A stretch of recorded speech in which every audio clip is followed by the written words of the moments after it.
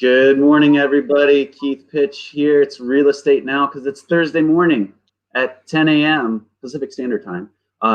Stacey, I told everybody we are an international show, so I always like to call out our time zone. So I'm That's here awesome. with my co-host Stacey Chevalier. Good morning, Stacey. Yes, good morning. It's nice to be back in Washington. And you did last week's show alone. I did the previous show alone. So it's nice to be back connected and get going here. So I'm I excited know about it today. seems right in the world. Kind of. Yeah, it does. A Kind little bit. of still. A little bit. So here's what we're going to do. We're going to kind of get going with a really special guest. When she comes on, we're just going to kind of stop what we're doing.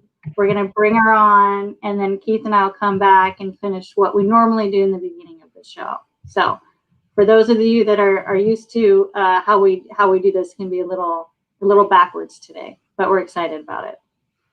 So until our guest gets here, I do want to share our views since we started this Real Estate Now show. We've had a total of 1,476 initial views. So these aren't people who came back and watched later. Those are, obviously much higher. But so the 1,476 is our donation to Food Lifeline here in Washington State. So we're excited about making that donation. And next week, we would like to introduce another give back to the community. So if any of you have ideas or thoughts or something close to your heart, please share with Keith and I, and we would love to support that cause. So, and you can drop that in comments or DM us. I'm just posting that in the Facebook chat right now. Okay, cool. Well, do we want to jump into rates and stuff before Tammy gets on? Let's jump into rates because we got a little bit to talk about with regard to rates, and I'm going to turn off my email so you guys don't see all my emails when I share my screen because that's just not cool. But rates have again that they're still trending down. They plateaued a little bit, but for those of you tied into the mortgage industry, fellow mortgage professionals, real estate professionals out there, FHFA, the Federal Housing Finance Administration, yesterday decided to throw us a little bit of a curveball, and they added a 0.5, so a 0.5% hit to a refinance. So if you're looking to do a rate and term refinance, if you're looking to do a cash out refinance, if you're looking to do a refinance through Fannie Mae or Freddie Mac, there's going to be an additional charge that was just passed down by FHFA. My personal opinion, very poor timing.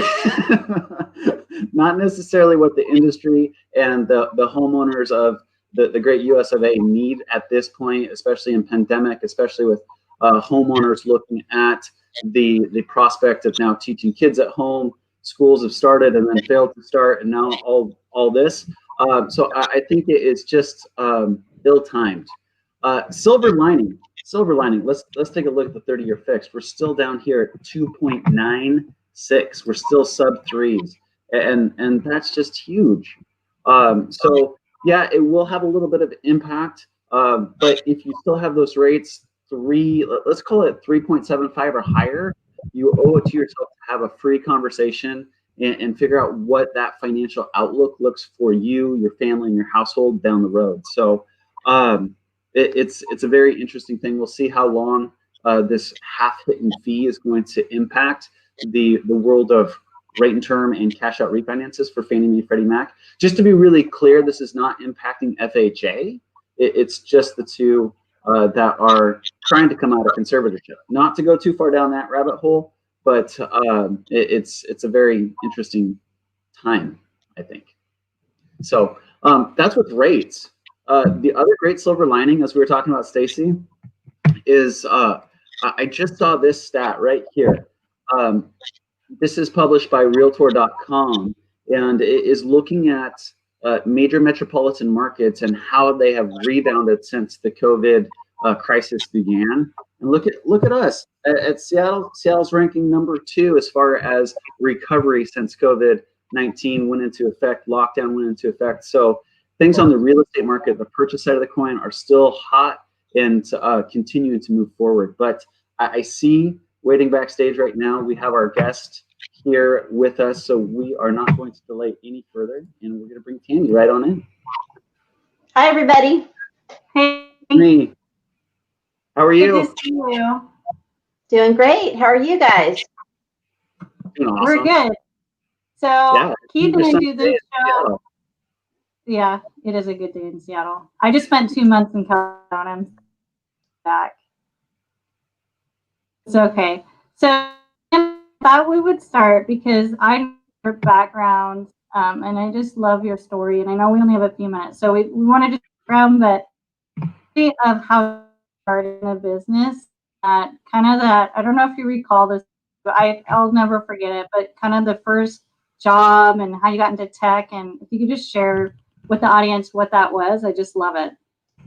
Yeah. That it actually, I think very few people get into the business by saying, I want to be a mortgage banker. At least back in the day, that wasn't normal.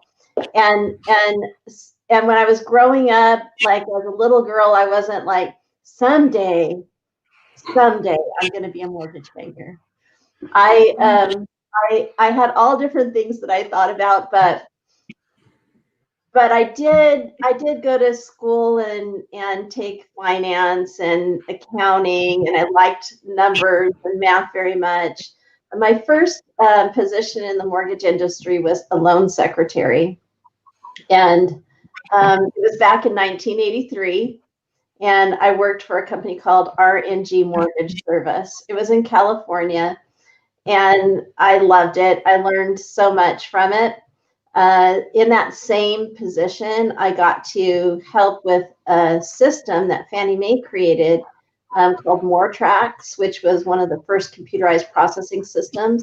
And I was able to fully customize that, create the fields, calculations, screens, forms, formatting of the forms, everything. So from What year start was to that, Tammy? that was probably 1985.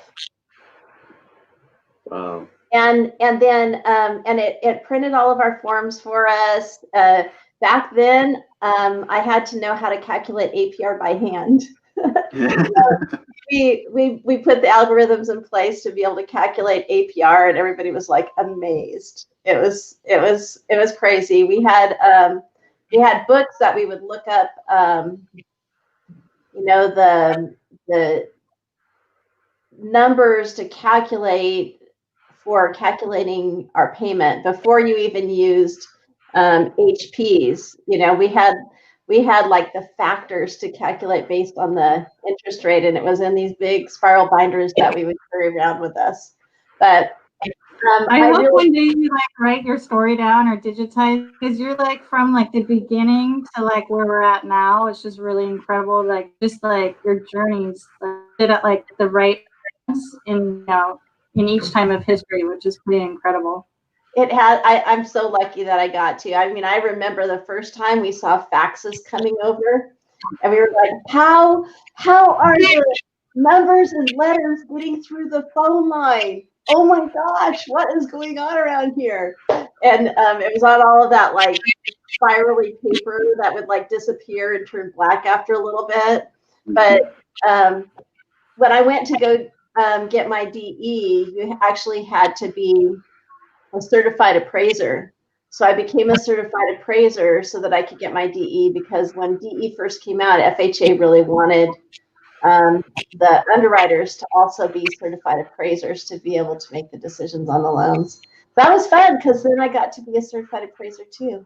But I love all the different things that I've gotten to do in the industry that have brought me to this point, and it's kind of like what makes you who you are. And some of the proudest moments I have were when we've had really hard things to accomplish, or we were going to do something transformational. We were able to bring it about.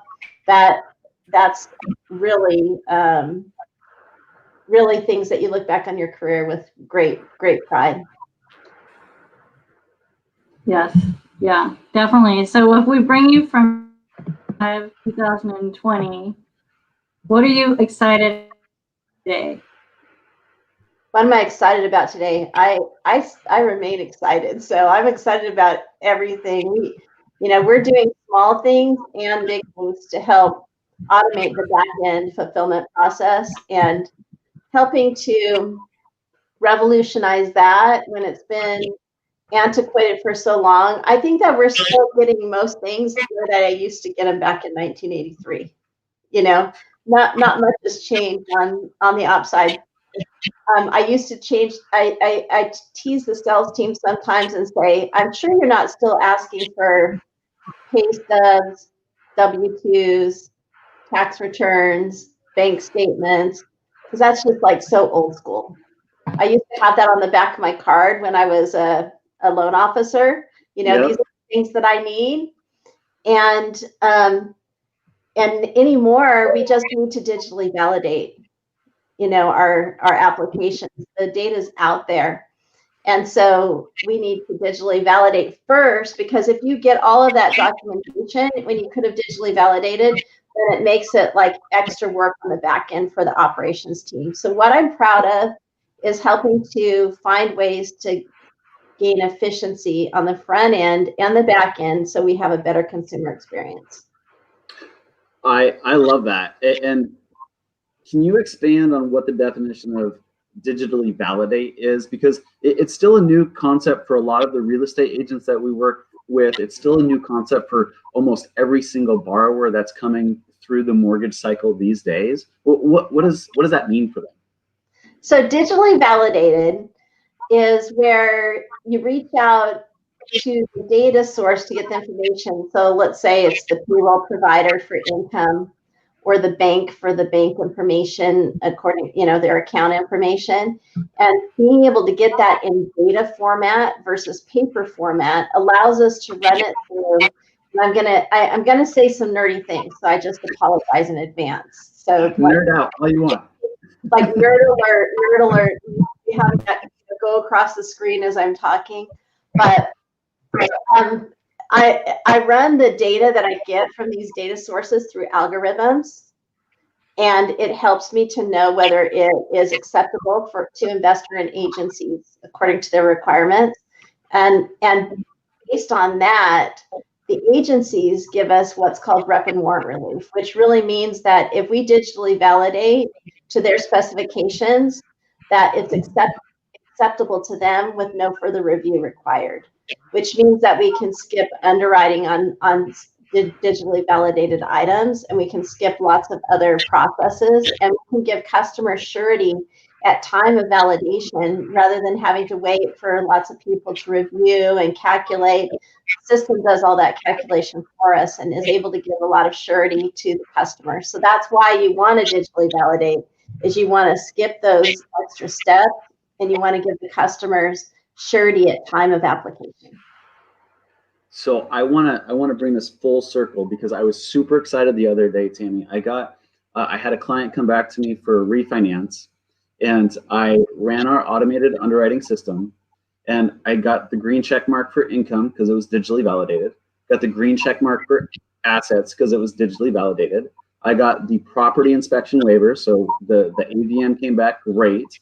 And the only thing that was left for us to do was to call and verify verbal verification of employment. I'm like, this is awesome. This is powerful.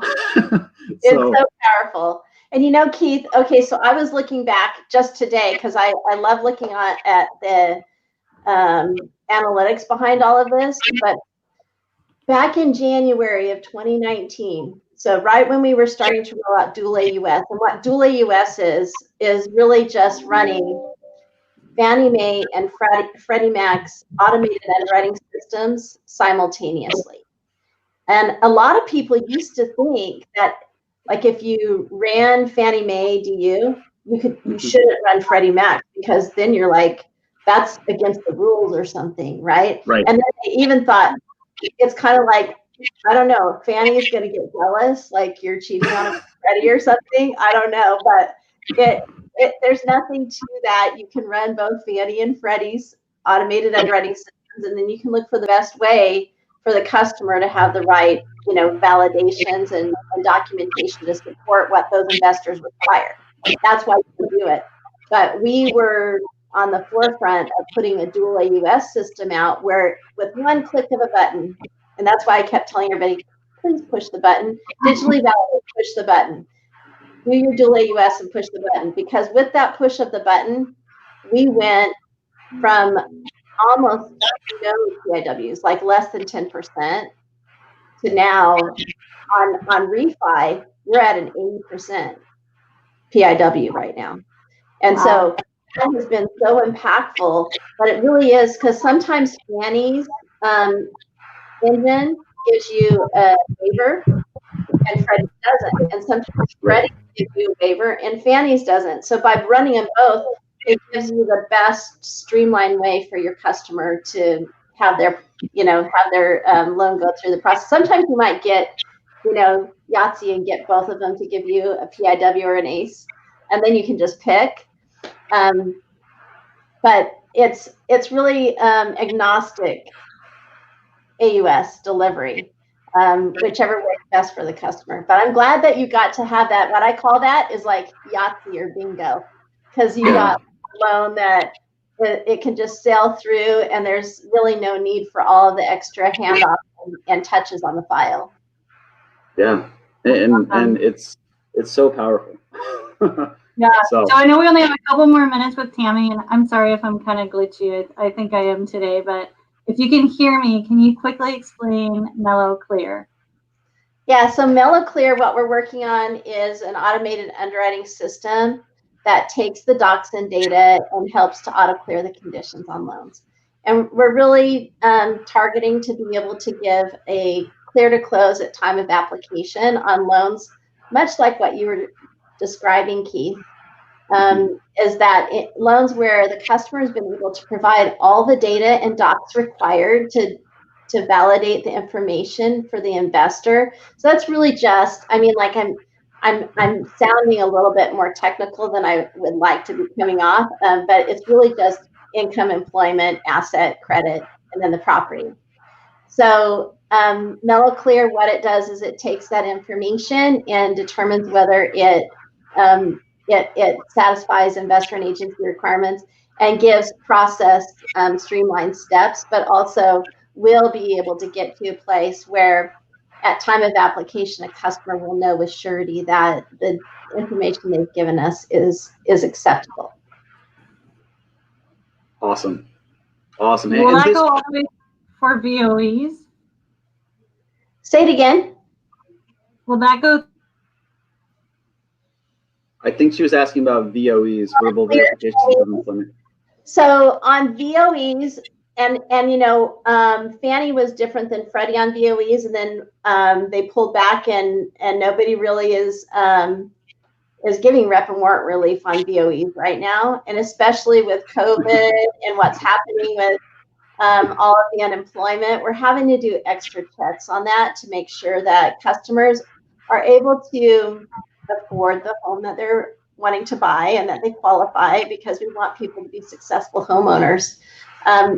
But we are going down a path, and there's so many cool things with VOE, including like geolocation and being able to digitally validate based on just like coordinates on somebody's phone that they're always at the same location, and therefore they are still employed at that place. It's pretty cool. But right now, verification of employment, there are extra steps due to COVID. But pre-COVID, we were validating verification of employment in a digitally validated way, and there's a lot of cool new steps coming out in regards to that.